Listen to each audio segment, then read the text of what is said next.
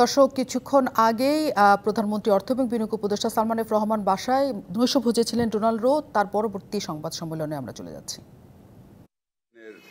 আগ পর্যন্ত ইলেকশনের পরেও ওনাদের তরফ থেকে একটা রিজার্ভেশন ছিল ইলেকশনের সম্বন্ধে, কিন্তু তারপর প্রেসিডেন্ট বাইডেন যখন চিঠি লেখলেন মাননীয় প্রধানমন্ত্রীকে, সেটার পরেই আমরা ভাবলাম যে না, ঠিক আছে, তারা এখন রেজাল্ট ইলেকশনটা তারা মেনে নিয়েছে, আমাদের সরকারটাকেও তারা মেনে নিয়েছে। প্রেসিডেন্ট বাইডেনের যে চিঠিটা, ওটা তো আপনারা দেখেছেন, খুবই একটা পজিটিভ চিঠি ছিল, এবং তারপর থেকে আমরা কিন্তু এঙ্গেজমেন্ট শুরু করে দিলাম ওনাদের সাথে। তো এটা এখন যে রিবিল্ড হচ্ছে নির্বাচনের পর সম্পর্ক, এই ক্ষেত্রে কোন কোন বিষয়গুলোকে প্রায়োরিটিস দিবেন? তারা প্রায়োরিটি দিয়েছে আপনার প্রথমত আপনার ক্লাইমেট চেঞ্জ।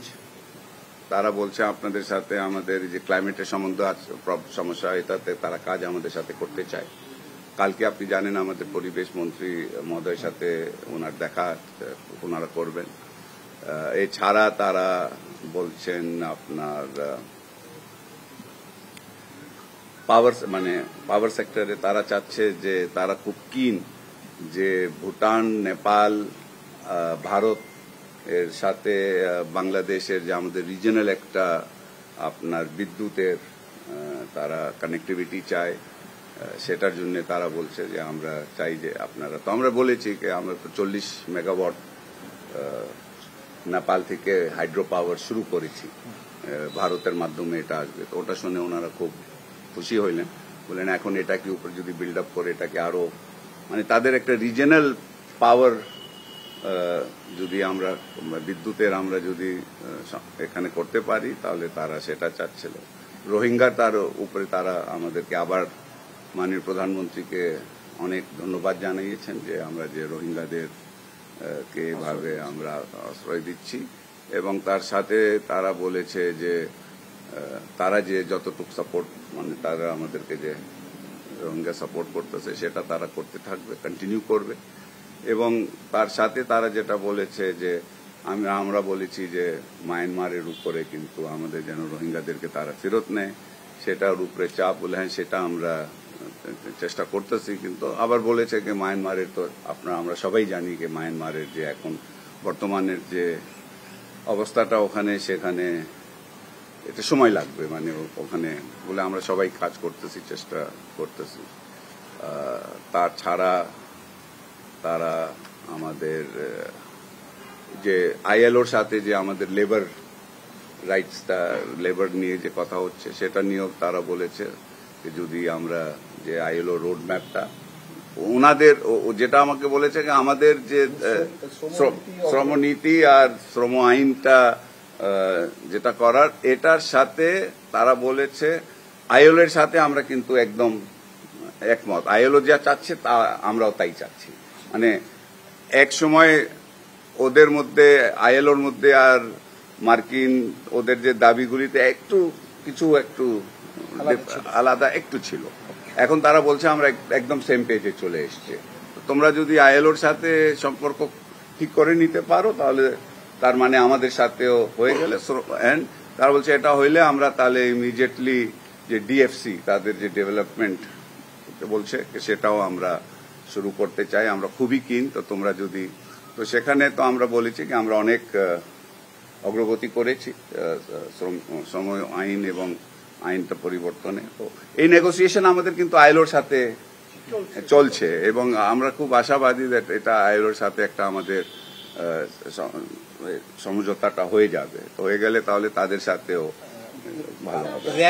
র্যাবের উপর স্যাংশন বা এটা নিয়ে কোনো ছিল, আমরা জানি যে 1 বছর হয়ে গেল, প্রায় 1 বছর 24শে মেতে গিয়ে একটা সিদ্ধান্তের কথা আমরা শুনছিলাম, দীর্ঘ সময় লাগে আমরা জানি যে কোনো স্যাংশন এরকম হলে, এবং সেই দীর্ঘ সময়টা চলে গেল, নির্বাচনও হয়ে গেল। এই ব্যাপারে তাদের দিক থেকে কোনো হ্যাঁ আমি বলি র্যাবের স্যাংশন, এবং তার সাথে সাথে আমাদের যে ভিসা রিস্ট্রিকশন তো কিছু নাই, ওটা তো ওরাও তোলে নাই, আমিও তুলি নাই কোনো ভিসা রিস্ট্রিকশন। তো এখন ইটস গন। এখন তো ভিসা রিস্ট্রিকশন তাদেরকে দেওয়া উচিত বিএনপির উপরে, আমাদের উপরে কি ভিসা রিস্ট্রিকশন দিবে? তো না, আমি আপনাদেরকে বলবো ওরা ওর ডিসকাশনই আসে নাই, কোনো ওদের মাথাও আসে নাই, আমাদের মাথাও আসে নাই। আমি বলছিলাম র্যাবের স্যাংশনের কথাটা আমি বলেছি, আর র্যাবের স্যাংশন সাথে সাথে আমাদের রশিদ চৌধুরী যে বঙ্গবন্ধুর খুনির কথাটাও আমরা বলেছি এদের ফেরত দেওয়ার ব্যাপারে।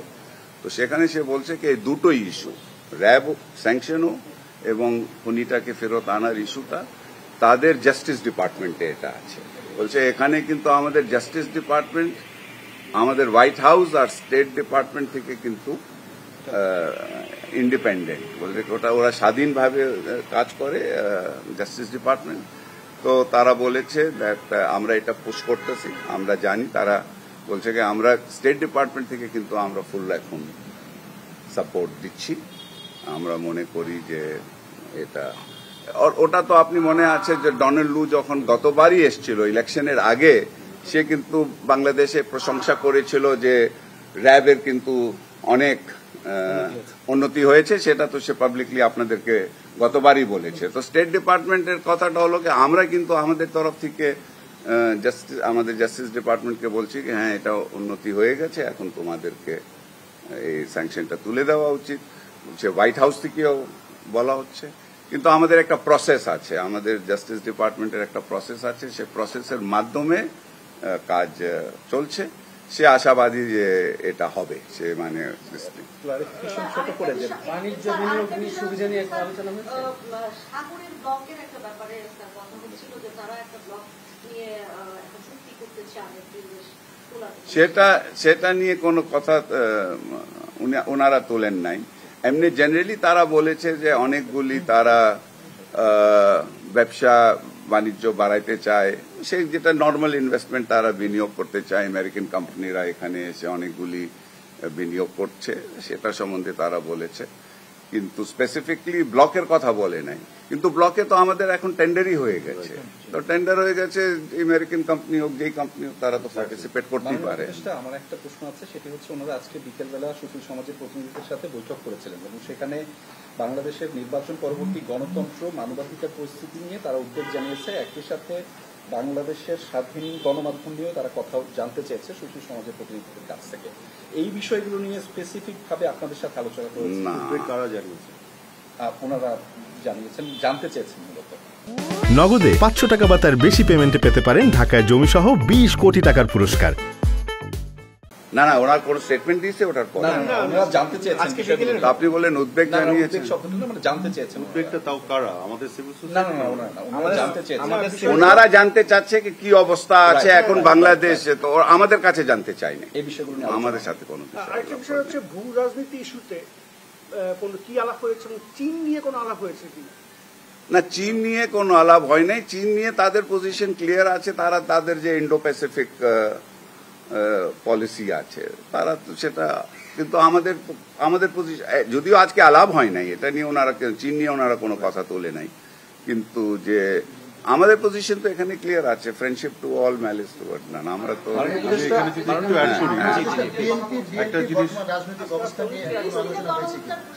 হ্যাঁ, এটা ভালো কথা। ফিলিস্তিন নিয়ে অনেক কথা হয়েছে এবং উনি বলেছেন কি, আমি বলেছি দ্যাট আমার মাননীয় প্রধানমন্ত্রী কিন্তু ফিলিস্তিনের সম্বন্ধে খুবই উদ্বিগ্ন, উনি খুবই কষ্ট পাচ্ছেন যে জিনিসটা হচ্ছে। তো বলছে কি দেখো, আমরাও কিন্তু মার্কিন সরকারও তোমরা যেটা চাচ্ছ, মাননীয় প্রধানমন্ত্রী যেটা চায় একটা পার্মানেন্ট সিজ ফায়ার, আমরাও সেই চাচ্ছি, আমরা কিন্তু সেটা বলে দিয়েছি, আমরা কিন্তু এটা নিয়ে সেম পেজে আছি। এবং সে বলছে, যেটা একটা ইঙ্গিত দিল যে এই আপনার ফিলিস্তিন গাজা সিচুয়েশনটা, বলছে কি এটা সলিউশন দিকে যাচ্ছে। এখন সলিউশনটা কি সেটা সে বিস্তারিত বললো না, কিন্তু শিগগিরই এটা নিয়ে একটা সমাধানের দিকে যাচ্ছে। ডলার ক্রাইসিস নিয়ে কোনো ধরনের আলোচনা হয়েছে কিনা? হ্যাঁ, ডলার ক্রাইসিস, হ্যাঁ, ডলার ক্রাইসিসে তারা যেটা বলেছে সেটা খুবই, তাদের একটা হলো কথা, তারা বলছে যে আমাদের যে আমেরিকান কোম্পানিরা যে এখানে ব্যবসা করছে তাদের পেমেন্ট ডিলে হচ্ছে, পেমেন্টগুলি ডিলে হচ্ছে। তো ওটা নিয়ে তারা বলছে কি আমাদের কোম্পানিগুলি আমাদের কাছে এসে বলছে কিন্তু আমরা তার সাথে সাথে এটাও বলেছে যে হ্যাঁ, আমরা কিন্তু বুঝি দ্যাট তোমাদের অর্থনীতি, তোমাদের রিজার্ভের উপরে একটু চাপ আছে, তো তোমরা কি মনে করো কতদিনের মধ্যে এটা ঠিক হবে। তাই সেটা আমি আশাবাদী যে এই চাপটা, ডলার রিজার্ভটা বাড়বে।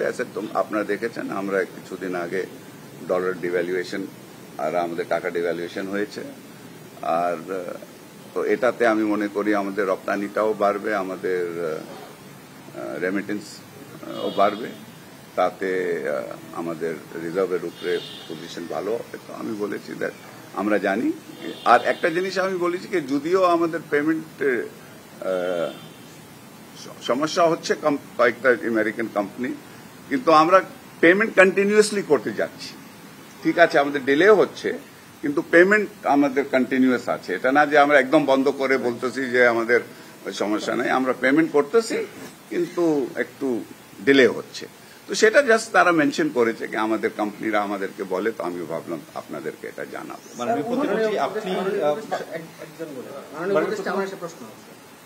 একজন সহকারী পররাষ্ট্রমন্ত্রী আসলে, আর আমাদের অনেকগুলো মন্ত্রী এবং উপদেষ্টা সহ অনেকগুলো লোক ওনার সাথে বসলো, আসলে আমাদের কোনো প্রত্যাশা অথবা আশাহতের জায়গা আছে কিনা?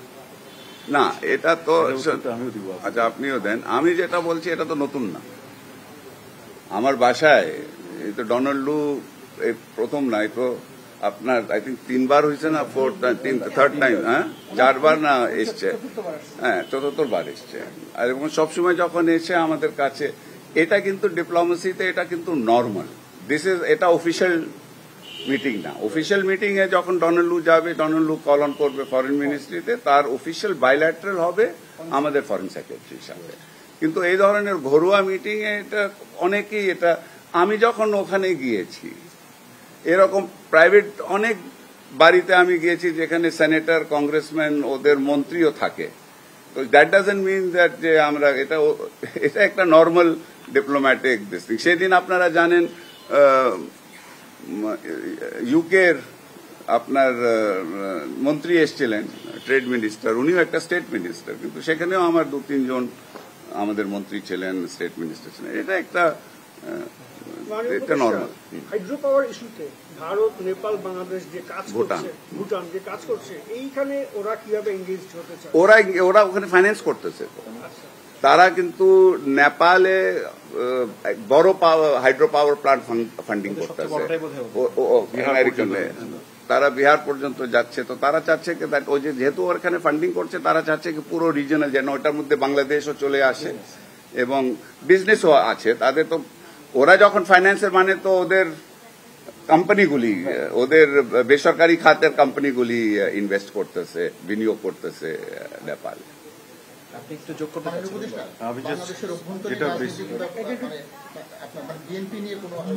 কোনো আলাপ এটা ধরে একটু বলি, বিএনপি নিয়ে, অপোজিশন নিয়ে, রাজনীতি নিয়ে কোনো আলাপ হয়নি। সত্যি কথা বলতে যেটা, এটা একটা ঘরোয়া পরিবেশে, খুবই হৃদ্যতাপূর্ণ পরিবেশে, একেবারে ইনফর্মাল ক্যাজুয়াল ডিসকাশন হয়েছে। এখানে আড্ডার মতন করে আলাপ হয়েছে এবং যে কারণে এখানে আরো আমাদের অন্যান্য